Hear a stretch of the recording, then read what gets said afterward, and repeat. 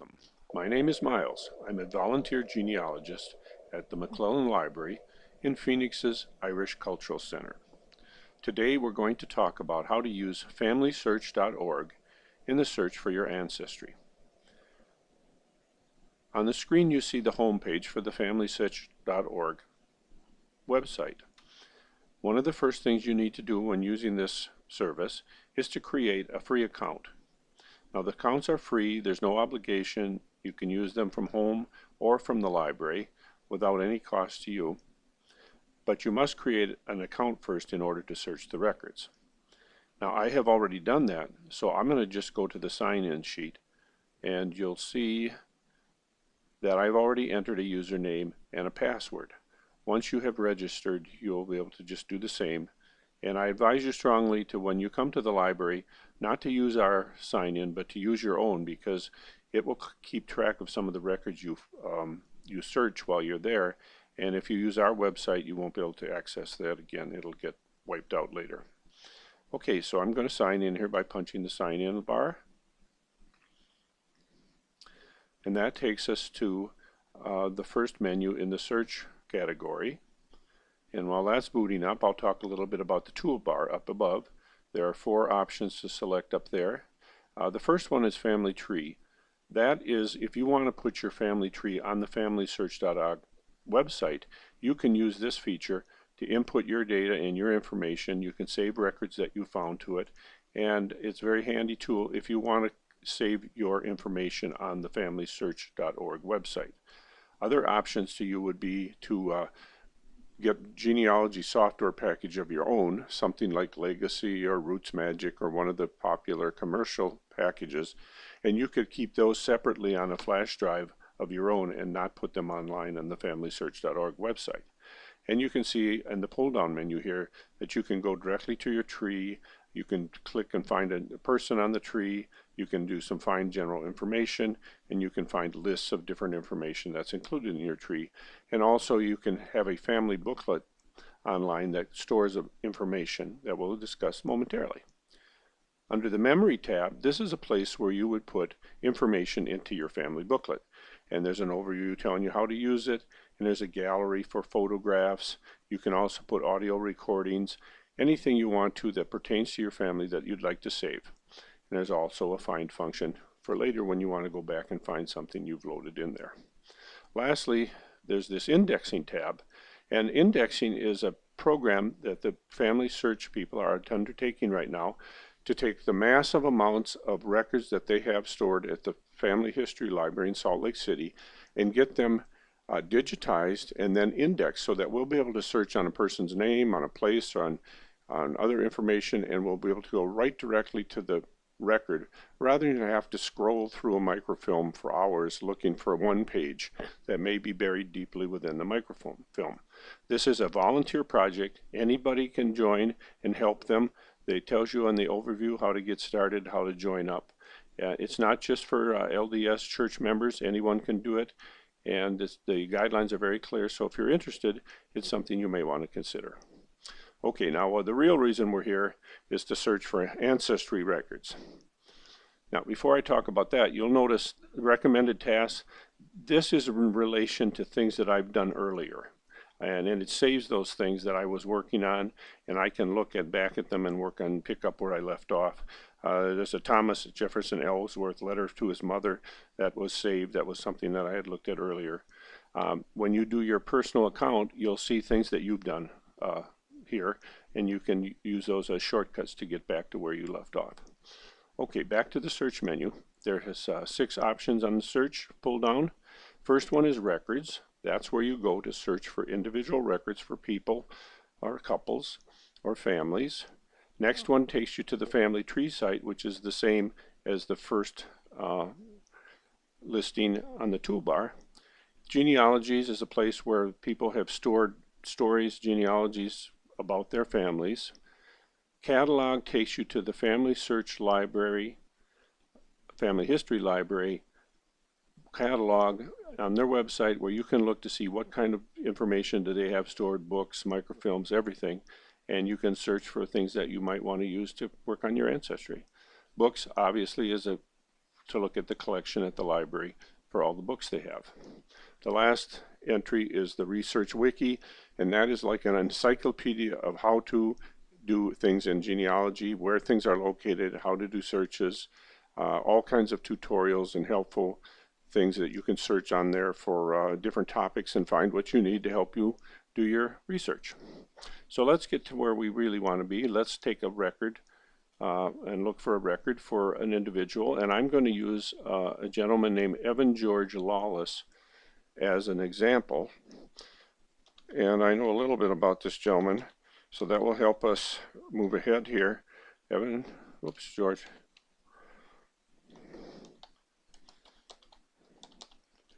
And he was born in Utah about 1883. Now you can put a band of years if you're not sure, or you can put just a single year. You don't need to put a range as long as you're close. It'll look on either side of whatever you type in there. Now other options I have on the search page are I could add additional information such as his spouse, if I knew his wife's name, his parents, and another person. Now another person you might want to put in is possibly a sibling, brother or sister. That might help you find a census record. If you don't know exactly details about, but you know that he has another brother or sister with an unusual name and you put that in there, it might take you directly to a census record that they both were part of. Okay, so we've entered the basic information and I'll hit search.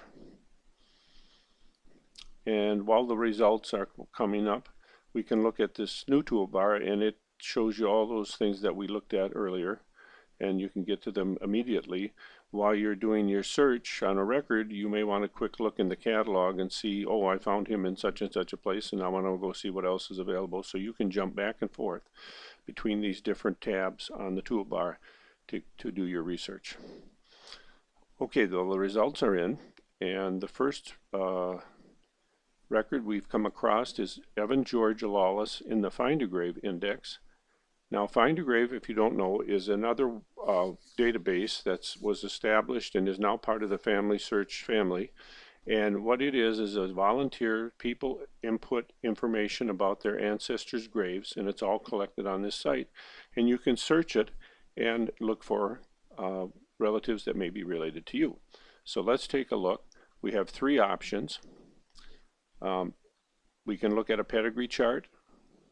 We can look at the summary of what's on FindAGrave on this tab, or we can look at this camera and we'll go to the actual image of the FindAGrave website, and we'll find that Evan George was born on April 22nd, 1883, which matches the input I gave it, and he died in November 1957, and he was buried in Bountiful, Davis County, Utah. So let's take a look at the actual record at the FindAGrave site. So we have to leave this site and go there.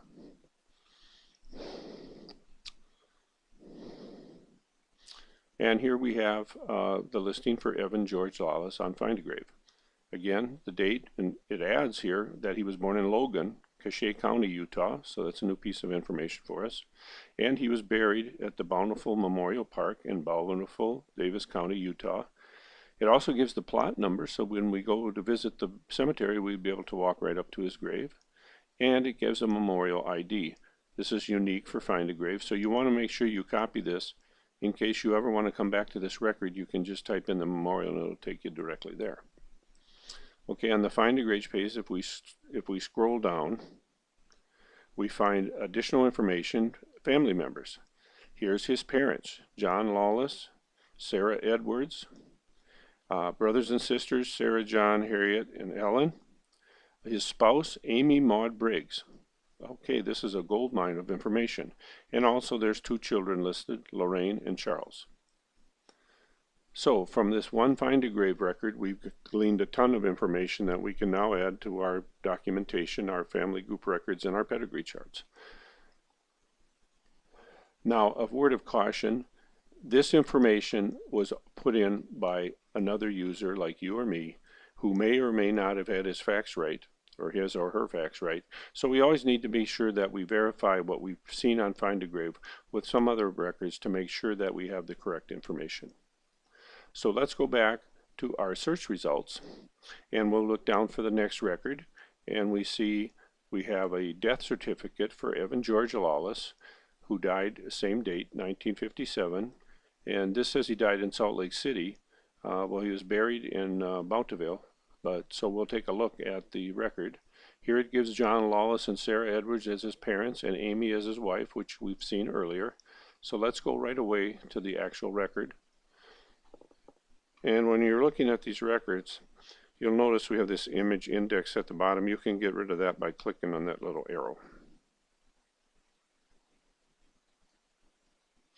Then here's the actual death certificate that you can print out and save. So we see place of death was Salt Lake City, Utah. It said length of stay in 16 was 3 days. So in 1B, so Salt Lake City. So obviously he went there at St. Mark's Hospital, but he probably lived in Bountiful, which is shown up here, and it gives his address in Bountiful. So he was taken to the hospital where he remained for 3 days before he died. So here's his name, here's the date of the death. He's a male, white, married, born April 22nd, 1883, 74 years old. He was a carpenter in the building trades in Logan, Utah. His father, again, was John Lawless. His mother was Sarah Edwards. Now, the one thing you always want to check when you see a birth or death certificate, or a birth certificate for that matter, is who gave the information. That will give you a feeling on how accurate the information might be. In this case, it was Amy B. Lawless, his wife. So you can probably depend on the information on this being very accurate. Sometimes, you know, these may have been filled out by a funeral director or someone else, and then you need to be a little wary on maybe the information isn't quite right. Okay, so we found his actual death certificate, and we've gotten more information to add to our documentation for this family. Okay, the next record is a repeat of the death certificate. Then we come down and we find out, well, George was born in 1883, so by the time World War I was in process, he was eligible for the draft, so he had to register. And here's the entry for that. And so sometime in 1917 or 1918 he registered, and again we can go right to the actual record, and it will take just a moment to boot up here. Replace the death certificate. And those records were a 2-page record filled out by every eligible male in the country to prepare for a draft in case they needed to draft people to fight in World War I. Now this is taking a few minutes to load. One of the things you need to be when you're working on genealogy is patience. So here it is. Here's the 2-part card. Most of the valuable information is on the first page. So I'll blow that up. And we can see Evan George Lawless gives his address in Salt Lake City at the time. And April 22nd is his birthday, so that matches. So this is him. He's a carpenter. And we can see by this that he's married. So by 1917, 1918, Evan George was already married, because here's his wife, Amy Maud Briggs was her name. So this just gives us some more information. So maybe now we can hopefully find a marriage record as well. Okay, the next entry is Genealogy Bank obituaries, and it shows George again, Evan George with Amy Maud Briggs as his wife. Children, remember Lorraine from the FindAGrave and Charles from FindAGrave, and then there's another Mary LaRue McDonald, which is obviously another daughter, possibly married to a gentleman named McDonald.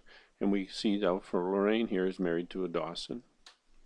Then there's a number of other names, and we'd have to look at the obituary itself to sort out who those folks are, but probably son-in-laws and things like that. We'll not open that. It'll just take a little time because we got most of the information of that kind we need already.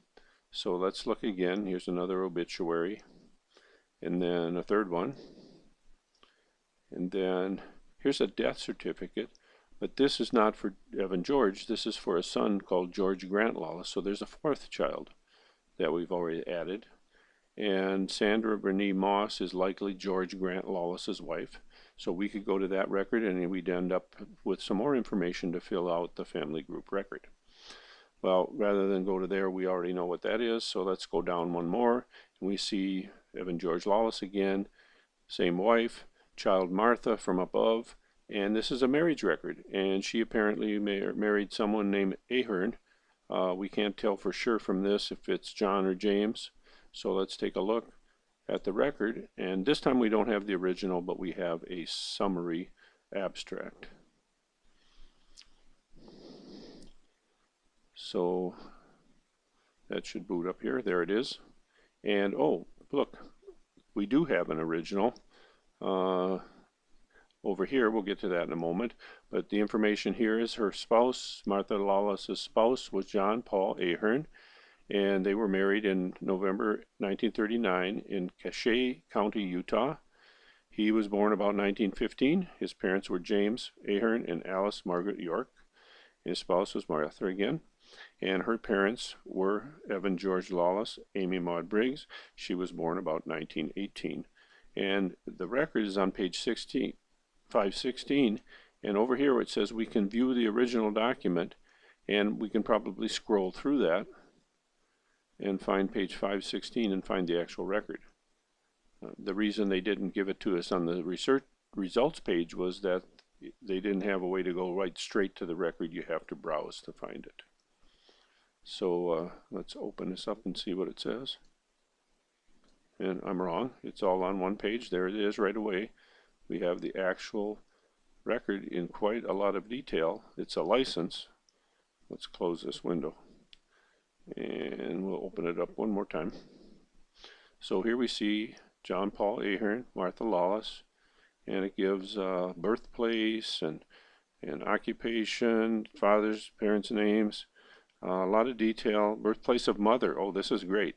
Here we go. Amy Maud Briggs was born in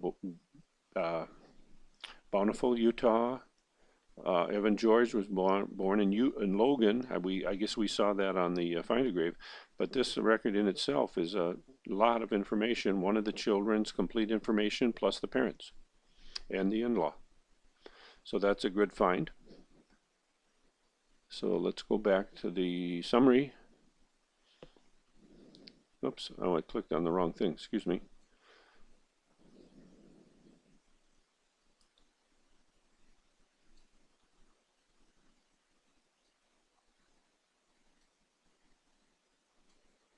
So we're back to the summary now.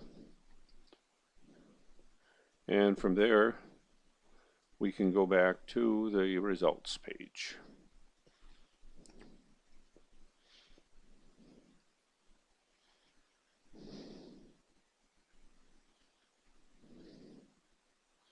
As I said earlier, you need to be patient as you wait for all these pages to load up. Okay, the one thing about Family Search is it goes back to the beginning of the route page every time, so you have to start over. But it's handy because you can see where you've been, because the color of the name of the individual changes to a kind of a purple color once you've looked at the record, so you don't need to worry about going back. And I'm scrolling down, and you can see I've been there before I started this program. Here we have Evan George Lawless, and we have a marriage record, born in 1883, so it looks like our guy. Married on June 10th, 1915, Salt Lake, Utah. Remember, on the World War I draft registration in 1917-18, he was already married, so this fits well with that. And there's Amy Maud Briggs. Again, we can find how that fits into a pedigree chart, but we don't need that. We've already started one on our own. And we can view a summary of this record by clicking on that little page.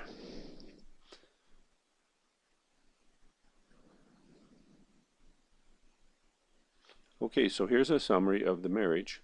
And Evan George Lawless, 1883, 32 years old. Amy Maud Briggs, born in 1887, 28 years old. Married in Salt Lake City, and June 10th, 1915.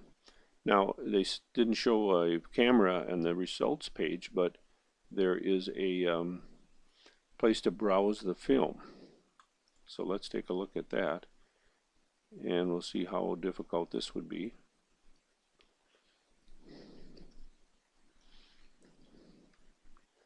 Okay, so what this is just, this is an access to the microfilm that they have digitized. but they haven't indexed it yet, and that explains the indexing project that I talked about earlier.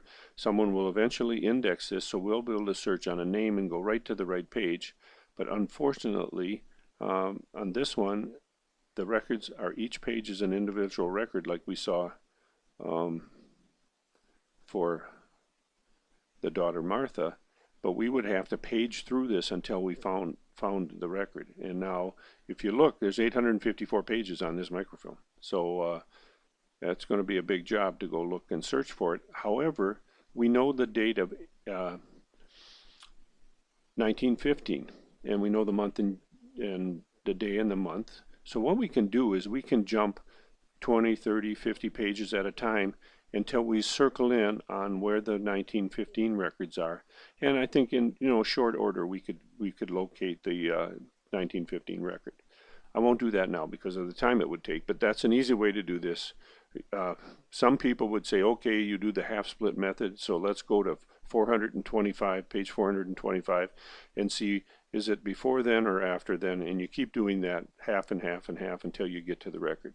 That's the most efficient way to do it. Okay, so we won't take our time to do that now, but we know what those records look like by seeing the daughters.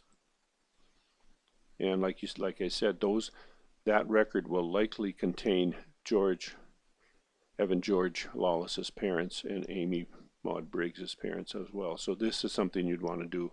It just will take some time.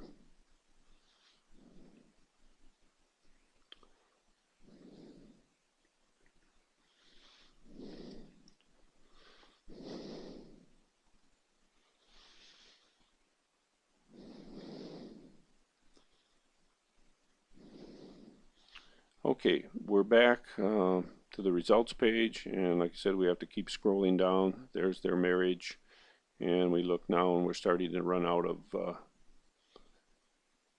records for Evan George Lawless. Now here's another marriage record. You always want to look and see if there's more than one, because sometimes there'll be a camera on another one, and if you click on that it'll take you right to the record, but in this case that's not going to work. George Grant Wallace looks like with his spouse Sandra is one of the children of Evan George Lawless and Amy Briggs. So that you could start clicking and opening these and find additional information for the family group record. Well, that's all on page 1 for Evan. We'll quickly go to page 2. I always keep searching at least until I run into this blue bar, because as it says, following results don't strongly match. So you want to at least go that far when you page through, and sometimes that might be 2-3 pages down the road before you get to the blue bar. But I usually go that far. Sometimes there will be records after that, and so if you have the time or the inclination, you may want to keep going. But it looks like we're not going to run into any more. I don't see Evan's name again. So let's go back to page 1 and then back to the search page. We could start here again. Now we could put Amy Maud Briggs and start looking for information about her and her family as well. But that's about enough on searching. That's exactly how you go out with the searches. The more information you have, the more you'll narrow the search.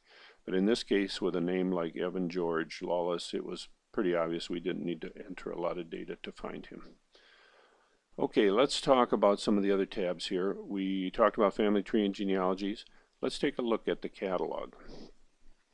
Now, what you can do here now is you can search on the catalog for the Family History Library in Salt Lake City, and you can find anything they have in their collection. So some of the options are searching by place, searching by surname. If it's a book, you have a title or an author, or you can search on a general subject or even just some keywords if you have something unique you want to search for. Let's try place. Remember, Evan George Lawless was born in Logan, Cache County, Utah, C-A-C-H-E. So let's just see if we can search on Cache County. And there we go. First thing, we get United States, Utah, Cache, so that's the county. And if we have under place, we go to search. We find a list of all the records they have relative to that county. Now always look in this little note box up above, because there's often valuable information. And this says that Cache County was created in 1856 from Green River. It must have been Green River County. That's good to know now. Evan George was born in 1883. His father, I don't recall from the record we looked at earlier, was probably in the 1850s or 1860s. So at least his grandfather may have lived in Green River rather than Cache. So when you start going back in time and looking for earlier ancestors, you want to remember that, hey, the county used to have a different name. Okay, so once you get through the notes, look down, and then here's all the records they have. And these are by category. So it starts out with bibliographies and by alphabetical census, church, genealogy, land, military, so and so down to vital records. And the vital records, of course, are birth, marriage, and death. And there's both indexes and films that you can look at. I'm always interested in looking at land and property. The farther back you go in time in your ancestral search, the more important land records become, because back even into the 1700s, the 1600s, the one record that was very carefully recorded and saved and kept and preserved were land records, because you wanted to know who owned the land and you wanted to be able to trace titles back. So those were important records, and they were often kept. So when you get back in time, you're going to find that land records become a very important part of your genealogy research. So there's 4 different categories under land here in property. Assessment rolls, 1869, 1893. Well, Evan George Lewis, born in 1883, he'd only be like 10 years old, so he's in this time period, and so he's probably not going to be located there, but his father might be. Inherited tax, he could be on there, so you could look and see maybe if there's a record for George, Evan George on that. And then Utah Cache County records, 1861 to 1947. There's a fairly high likelihood that Evan George might be on there, so we open that, and we see that it's a microfilm, but it has been digitized. And you can't get the microfilm anymore because now you can get this right online. So if we click here, and once again we find that it's an image collection, but it has to be browsed through. So let's have a look at what that entails. This means that it's not yet been indexed as well, like the marriage records that we looked for earlier.